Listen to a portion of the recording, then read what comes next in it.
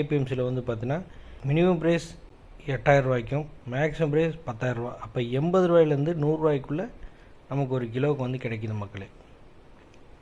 அடுத்தது ஹரியானா மாநிலத்தில் நர்வானா அப்படின்னு சொல்லிட்டு ஒரு ஏபிஎம்சி இருக்குது. இந்த ஏபிஎம்சியில் வந்து பார்த்தீங்கன்னா மினிமம் ப்ரைஸ் 8000 ரூபாய்க்கும் மேக்ஸிமம் ப்ரைஸ் 8000 ரூபா. அப்போ 80 ரூபாயிலேருந்து இங்கே ஒரு கிலோவுக்கு வந்து கிடைக்குது மக்கள்.